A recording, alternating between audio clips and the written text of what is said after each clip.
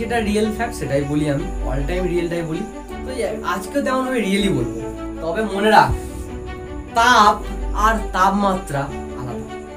পরিবাহিতা রোধের উল্টো যদি হয়, এর যে এককগুলো হবে এই রোধের এককগুলোর উল্টো, তাহলে এসআই এককটা এর দেখ না কি আছে, ও এইচ এম ওহম আছে, তাহলে এর কি হবে উল্টে লেখ এম এইচ ও, এবং এই চিহ্নটা উল্টে যাবে না, তার মানে কি হবে চিহ্নটা হচ্ছে এইরকম হয়ে যাবে।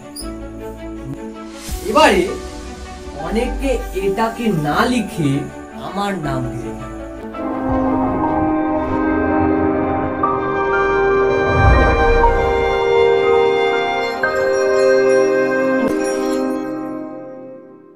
এখন রাত 1:30 বাজে এবং আজকের লাস্ট ভিডিও বানাচ্ছি, তোদের লাস্ট ভিডিও না, আমার আজকের লাস্ট ভিডিও। মানে আজকের দিনে আমি অলরেডি 2টো ভিডিও বানিয়ে নিয়েছি, এটাই লাস্ট হয়ে চলেছে। তোরা আগের ভিডিও দেখেছিস, একদিনেই বানানো, ঠিক আছে। তো ড্রেস আমি চেঞ্জ করি না, কারণ বুঝতে পারছিস হঠাৎ করে ড্রেস চেঞ্জ করে আমার একদম বাজে ব্যাপার লাগে, ওভাবে করে লাভ নেই, ঠিক আছে। তো আমি যেটা রিয়েল ফ্যাক্ট সেটাই বলি, আমি অল টাইম রিয়েলটাই বলি। তো আজকেও তেমনভাবে রিয়েলি বলবো। তো দেখ, ধর একটা তার আছে, এরকম ধর একটা তার। এবারে তুই যদি তারটাকে গরম না করিস আর বারবার যদি তারটার উপাদান চেঞ্জ না করিস, মানে ধর তুই এটাকে লোহার তার নিচে একবার বলি না আমি এখানটায় সোনার তার নেবো, আর না আমি এখানে তামার তার নেবো, যদি না করে থাকিস না, মানে এর ভৌত অবস্থা যদি পরিবর্তন না করে থাকিস, এছাড়া আলাদা অন্য কোনো কারণ আছে যেগুলো ভৌত অবস্থার মধ্যে পড়ে, আমি ওটাকেই ধরছি তোর যাতে মনে থাকে, বা তুই এর যদি তাপমাত্রা পরিবর্তন না করিস, তখন এর মধ্যে একটা জিনিস ঘটে। কি জিনিস ঘটে? যত তুই যেখানে যদি একটা কোনো ব্যাটারি যুক্ত করে দিস, এখানটায় ভালো করে বোঝ, একটা ব্যাটারি যুক্ত করে দিস, তার মানে কারেন্টটা এদিক থেকে এদিকে যাবে এবং এদিক থেকে এখানে আসবে, ঠিক আছে।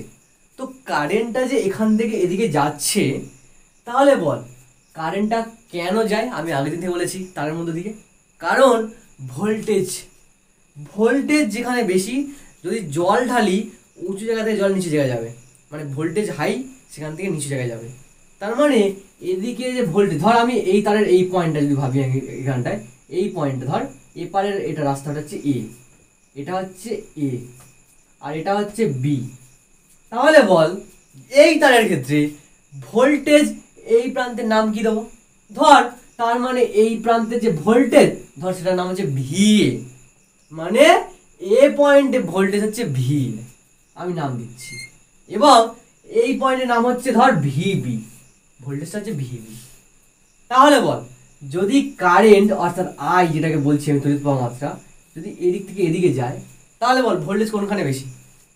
ভোল্টেজ এটা বেশি না, আর এটা কম না এদিকে, তাহলে কারেন্ট তো তবে এদিক থেকে এদিকে যাবে। যদি উল্টো হতো তখন এদিক থেকে এদিকে আসতো, ঠিক আছে। তাহলে ভোল্টেজ এপার থেকে এপারে যাচ্ছে, ভোল্টেজ বলি কারেন্ট এপার থেকে এপারে যাচ্ছে, মানে এখানে বেশি এখানে কম। তো আমি লিখতে পারি এই চিত্রানুযায়ী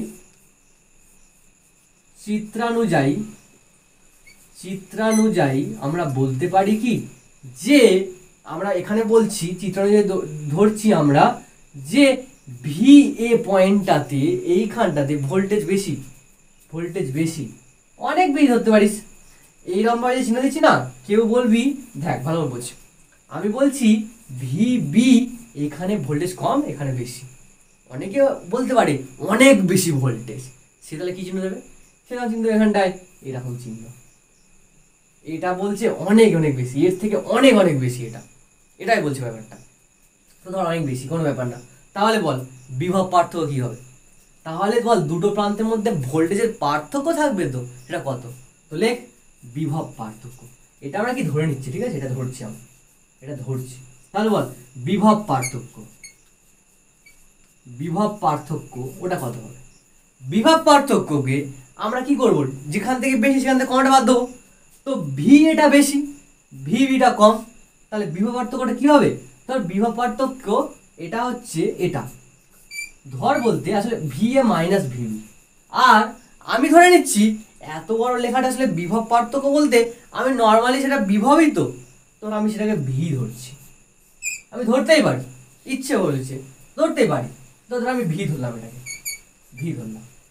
এখন একজন ব্যক্তি আছে, যদি ওই কন্ডিশনগুলো মানে, যেটা শুরুতে বলেছিলাম, তারটার হঠাৎ করে তুই চেঞ্জ করতে পারবি না, আর ওর টেম্পারেচারে কোনো চেঞ্জ করতে পারবি না, তাহলে উনি বলছে, বিজ্ঞানী বলি, মানে ওহমের একটা সূত্র আছে, মানে উনি হচ্ছে ওহম, তো ওনার সূত্রটা কি?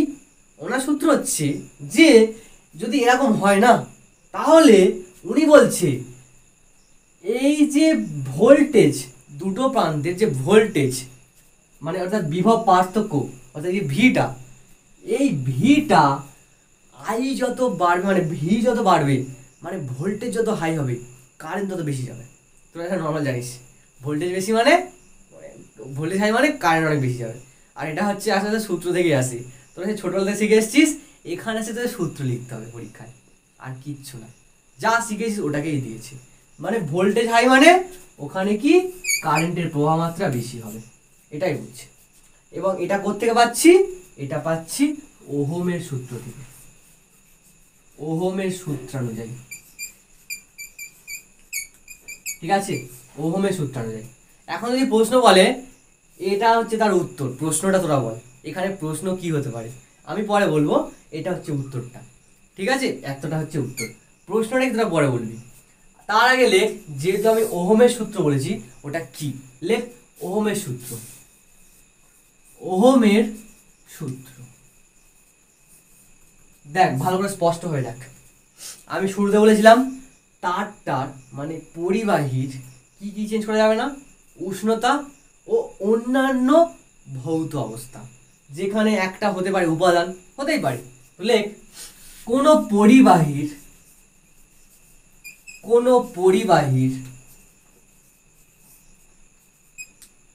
তাপমাত্রা, বা যেটাকে আমরা উষ্ণতাও বলতে পারি, তবে মনে রাখ তাপ আর তাপমাত্রা আলাদা, ঠিক আছে, তাপ আর তাপমাত্রা কিন্তু দুটো আলাদা।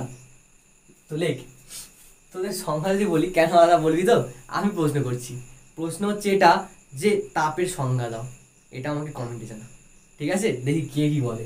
দেখ, কোনো পরিবাহীর উষ্ণতা, যেটাকে আমরা তাপমাত্রা বলতে পারি, উষ্ণতা ও অন্যান্য ভৌত অবস্থা অপরিবর্তিত থাকলে, মানে চেঞ্জ না হলে, অপরিবর্তিত থাকলে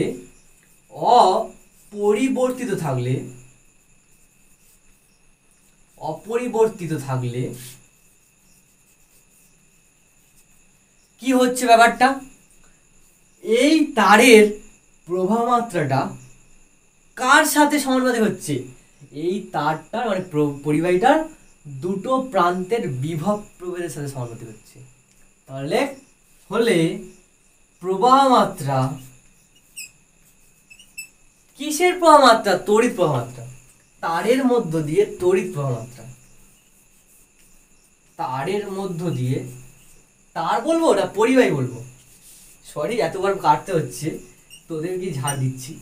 তাহলে পরিবাহীর মধ্য দিয়ে তড়িৎ প্রবাহ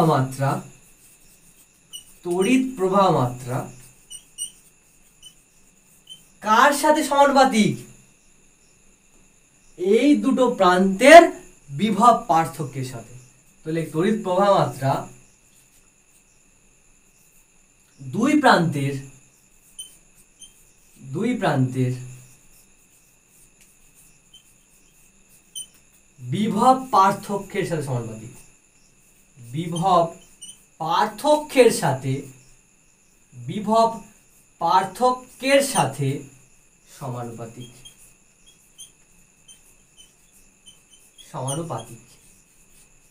এবার তোরা প্রশ্ন কর, যেটা বলেছিলাম, এটা কি প্রশ্ন করতে পারে?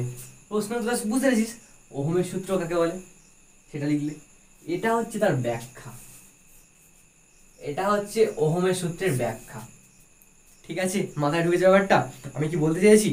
এবারে দেখ, ওহমের সূত্র জানতে পেরেছিস, ব্যাখ্যাটাও জানতে পেরেছিস, এবারে ব্যাখ্যাটা করার পর আমি এখানটা কিছু লিখবো, আমি তার আগে এগুলো মুছবো, ঠিক আছে। তার আগে দেখ ব্যাপারটা দেখ, একটা রাস্তা যদি সহজ সরল হয়, সোজা ভালো রাস্তা হয়, তাহলে কেমন লেখাবো আমি? এইরকম দাগ দেবো না, একটা নর্মাল রাস্তা। এখন যদি রাস্তাটা মধ্যে তোর এত পরিমাণে তোর বাউন্সা দাঁড়িয়ে আছে, মানে তোর ওই কি বলে ওটাকে, আরে রাস্তার যে কি বলে স্পিড ব্রেকার, ঠিক আছে, যে স্পিড ব্রেকার যেগুলো বাম্পার বলি আমরা, যদি রাস্তাতে অনেক পরিমাণে এরকম বাম্পার দাঁড়িয়ে থাকে তাহলে তোর যেতে প্রবলেম হবে না। মানে ভালো করে বোঝ, আমি হচ্ছি মানে তোর চার্জ যদি বলি, ভোল্টেজ আমাকে ঠেলে ঠেলে যায়, আমাকে ঠেলে ঠেলে যায়।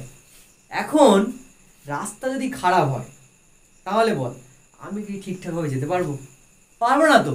তার মানে রাস্তাটা আমাকে আটকাচ্ছে না। মানে যদি একটা তার ভাবি, সেই তার নর্মালি ওর মধ্যে কারেন্ট যেতে দেয়, বাট তারের আবার কিছু কোয়ালিটি থাকে। যেমন যদি বলি, যদি তোদের বাড়িতে দেখবি তার, দেখবি তামার তার লাগানো থাকে, ঠিক আছে, তামা লাগায়। আবার দেখবি লোহা লাগানো হয় না, কিন্তু ওই তারের মধ্যে লোহা নেই, লোহা লাগানো হয় না। কেন লাগানো হয় না? কারণ কি, লোহার মধ্যে ওর যে রাস্তা ভিতরে আছে সেই রাস্তাটা প্রচুর এবড়ো খেবড়ো, বাট তামার ক্ষেত্রে একটু মসৃণ হয়, যার জন্য কারেন্ট খুব ভালো যেতে পারে।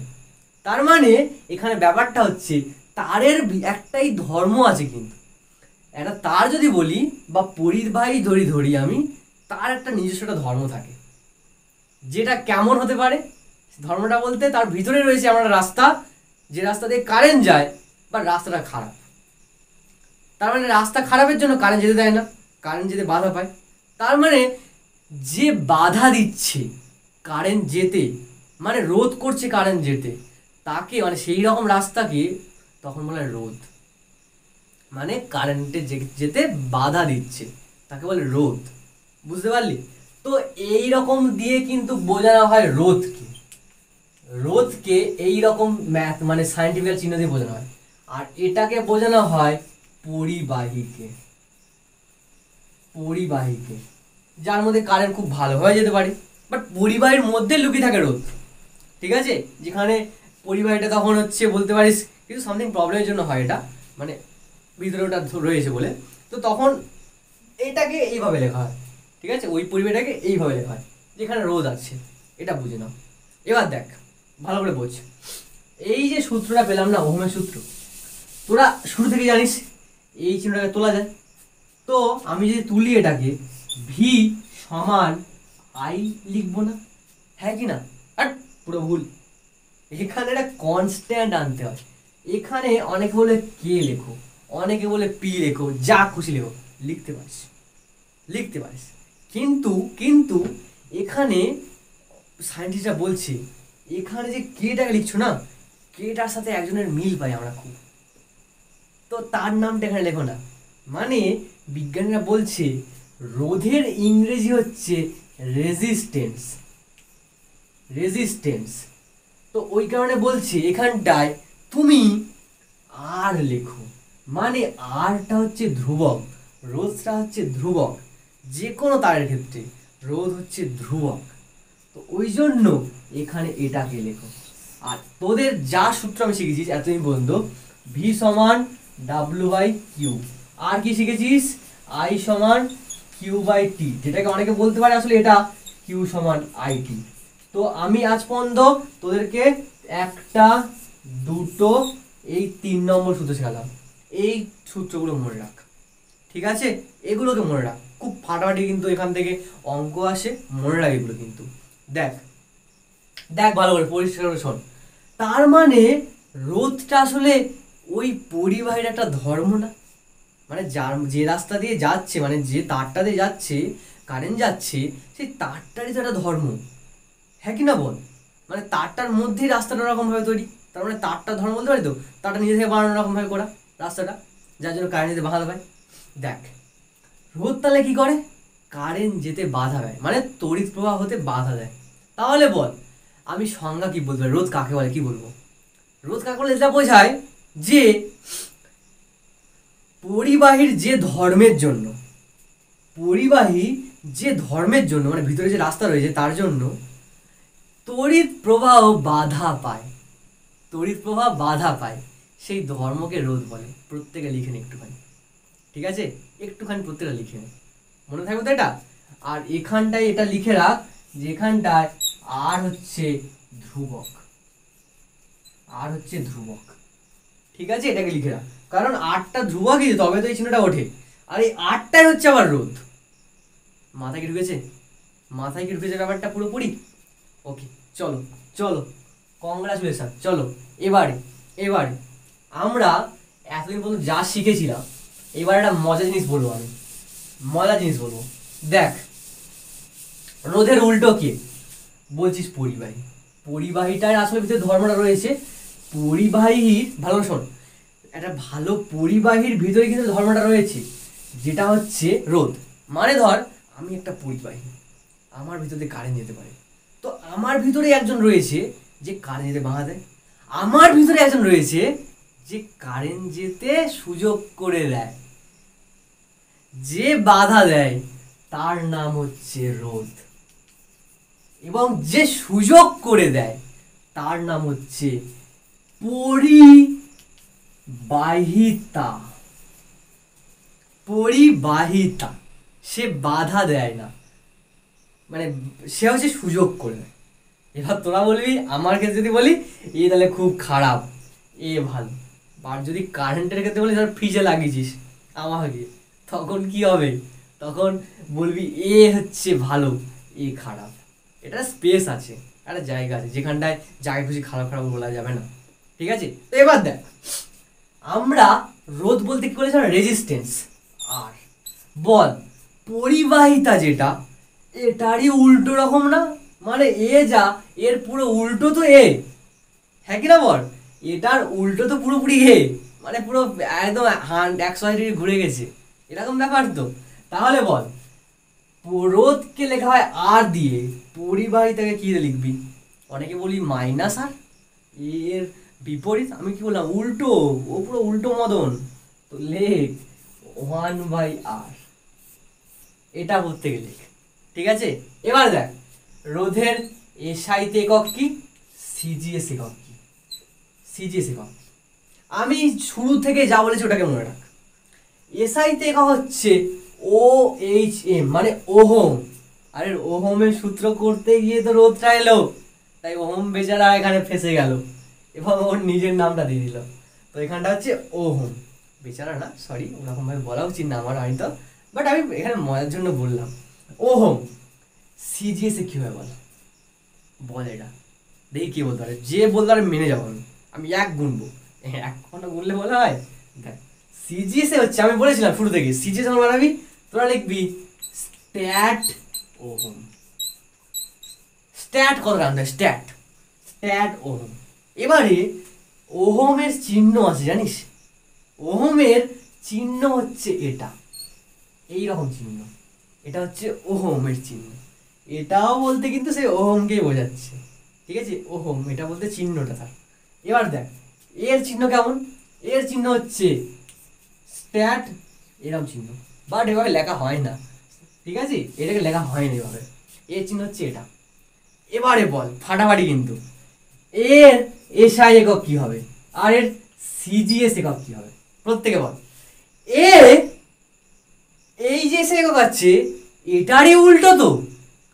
এর এসআই এককটা ভালো করে বোঝ, পরিবাহিতা রোধের উল্টো যদি হয়, এর যে এককগুলো হবে এই রোধের এককগুলোর উল্টো, হ্যাঁ কি না?